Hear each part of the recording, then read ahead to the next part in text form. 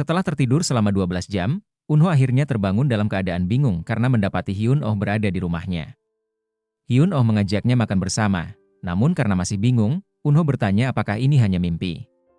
Dengan tenang, Hyun-oh menjelaskan bahwa Unho tidak sedang bermimpi, dan mengingatkan bahwa kemarin Unho mengalami serangan panik. Meskipun begitu, Unho berhasil menyelesaikan siaran berita dengan baik, bahkan mereka sempat berciuman di dalam lift. Unho merasa kebingungan karena peristiwa ini tampak tidak nyata. Terlebih lagi ia kini bersama mantan pacarnya. Saat mereka kembali ke rumah Unho bertanya mengapa Hyun-oh belum pulang. Hyun-oh menjawab bahwa dia akan pulang setelah Unho tertidur. Unho kemudian bermimpi tentang saat-saat ia putus dengan Hyun-oh. Alasan perpisahan mereka adalah karena Unho mengajak Hyun-oh menikah setelah 8 tahun berpacaran. Namun Hyun-oh menolak dan memutuskan hubungan secara sepihak. Unho terkejut karena Hyun-oh dengan mudah mengatakan putus meskipun hubungan mereka sudah berlangsung lama. Begitulah cara mereka berpisah. Dan dalam mimpinya tentang perpisahan itu, Unho tampak menangis saat tidur, membuat Hyun-oh khawatir. Ketika terbangun, Unho melihat bahwa Hyun-oh masih berada di sisinya. Hyun-oh kemudian mengajaknya pergi ke klinik rumah sakit karena serangan panik yang dialami Unho. Dalam perjalanan, Unho mengakui bahwa dia sudah memiliki psikiater langganan yang sering dikunjunginya. Sehingga mereka memutuskan pergi ke sana. Di klinik, Unho semakin bingung ketika psikiaternya memanggilnya dengan nama Yeri. Unho menjelaskan bahwa akhir-akhir ini dia sering merasa bingung, mulai dari terbangun di rumah orang lain, kehilangan ponselnya, hingga menerima surat dari seseorang bernama Yeri. Mendengar ini, psikiater dengan tenang memintanya menceritakan siapa Yeri dan apa yang ditulisnya di buku catatan. Unho kemudian bercerita bahwa Yeri sebenarnya adalah adiknya yang telah hilang. Setelah orang tua mereka meninggal, nenek mereka merawat keduanya karena paman dan bibi mereka tidak mau bertanggung jawab. Suatu hari, sekolah Yeri mengadakan acara rekreasi pasca kelulusan, namun Yeri tidak mau ikut dan mengatakan bahwa yang ia butuhkan hanyalah kakaknya, bukan teman-teman. Mendengar hal itu, Unho marah dan memaksa Yeri untuk ikut agar ia bisa bersosialisasi dan tidak terus bergantung kepada kakaknya. Tidak lama setelah itu, Unho menerima telepon yang mengabarkan bahwa Yeri menghilang. Unho dan neneknya segera datang ke lokasi kejadian, namun mereka tidak menemukan apapun. Setelah 5 tahun, Yeri masih belum ditemukan. Suatu hari, ketika Unho mencari neneknya, ia menemukannya telah meninggal dunia saat sedang duduk. Saat itulah Unho menemukan buku harian Yeri dan pergi menemui pemilik tempat parkir. Unho memohon kepada pemilik tersebut untuk mengizinkannya bekerja di sana, karena Yeri sangat menginginkan pekerjaan itu, meskipun Unho tidak tahu alasannya. Setelah itu, Unho melamar pekerjaan di tempat yang dekat dengan kantornya. Dari situlah Unho mulai menjalani hidup sebagai Yeri. Unho berpikir bahwa mungkin, jika ia hidup sebagai Yeri yang selalu bahagia, ia juga bisa merasakan kebahagiaan. Namun, setelah 3 tahun menjalani hidup sebagai Yeri, Unho mengakui bahwa ia masih belum merasa bahagia. Psikiaternya kemudian menjelaskan bahwa Yeri pernah beberapa kali berkonsultasi dengannya dan menceritakan segala keluh kesahnya, bahkan sempat merekam percakapan mereka. Psikiater menduga bahwa Unho mungkin mengalami gangguan identitas disosiatif, di mana ketika ia berpura-pura menjadi Yeri, ia justru benar-benar mengambil identitas Yeri. Unho juga menceritakan isi surat dari Yeri, yang mengatakan bahwa Yeri merasa bahagia dan tidak ingin dilupakan oleh Unho. Mendengar hal ini, psikiater memberikan rekaman video konsultasi Yeri kepada Unho. Setelah menonton rekaman tersebut, Unho terkejut dan bertanya kepada psikiater apakah Yeri benar-benar tampak bahagia. Adegan kemudian berpindah ke Juyeon, yang sedang bertanya kepada teman Yeri tentang keberadaan Yeri karena sudah lama tidak melihatnya di tempat kerja. Teman Yeri mengatakan bahwa dia juga tidak tahu, tetapi ketika Yeri sempat pingsan di toilet beberapa waktu lalu, ia menemukan sebuah ponsel yang kemungkinan milik Yeri.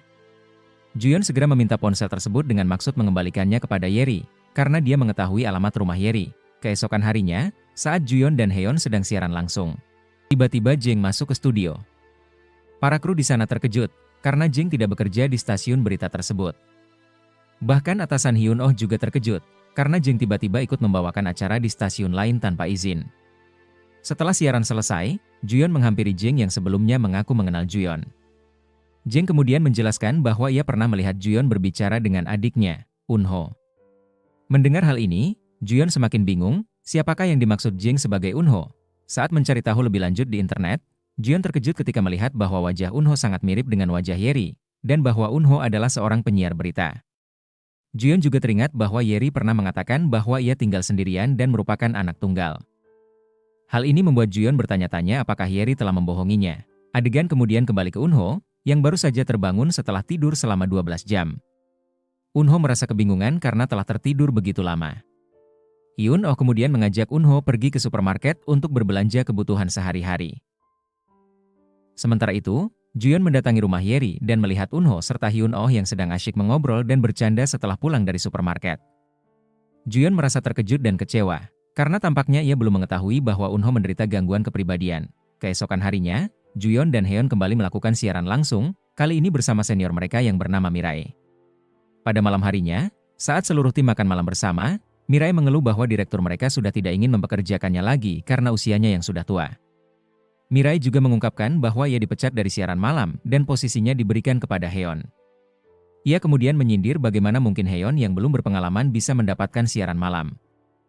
Dan mempertanyakan apakah rumor tentang hubungan spesial Haeon dengan direktur benar adanya. Juyeon yang kesal karena terus-menerus disindir, lalu menantang seniornya. Ia mengatakan bahwa sekalipun rumor itu benar, ia tidak pernah melakukan sesuatu yang membuatnya merasa bersalah. Mirai membalas bahwa ia tidak tahu apakah rumor itu benar atau salah. Namun, Haeon dengan tegas menjawab bahwa ia pasti tahu karena itu adalah tubuhnya sendiri. Mendengar jawaban Haeon, suasana makan malam langsung menjadi canggung dan semua orang terdiam. Keesokan paginya, ketika Eunho terbangun, ia memanggil Hyun-oh, namun tidak ada jawaban. Eunho mulai panik dan mencari Hyun-oh. Tak lama kemudian, Hyun-oh tiba-tiba muncul dan menjelaskan bahwa ia pergi belanja. Saat mereka bersiap untuk pergi makan bersama, Hyun-oh tiba-tiba mendapat telepon yang mengabarkan bahwa salah satu neneknya masuk rumah sakit. Tanpa berpikir panjang, Hyun-oh segera pergi, meninggalkan Eunho sendirian tanpa sepatah kata pun, padahal mereka berencana makan bersama. Peristiwa ini membuat Eunho tercengang dan kembali teringat kenangan pahit tentang perpisahannya dengan Hyun-oh dulu. Meskipun luka itu masih begitu jelas dalam ingatannya, kali ini Eunho merasa siap untuk melepaskan Hyun-oh dan segala kepedihan yang menyertainya. Saat Hyun-oh kembali, Eunho mengucapkan selamat tinggal dan memutuskan untuk melupakannya. Sebenarnya, Hyun-oh ingin menikah, tetapi ia dihadapkan pada kenyataan bahwa ia harus merawat para lansia dalam keluarganya dan menanggung semua perawatan mereka seorang diri. Ia khawatir pasangannya tidak akan bisa menerima situasi tersebut dan merasa hidup seperti di neraka jika harus tinggal bersamanya sambil mengurus para lansia ini. Masih belum jelas mengapa Hyun-oh harus memikul tanggung jawab merawat para lansia tersebut dan mengorbankan hidup serta perasaannya dengan menunda atau menghindari pernikahan demi mereka.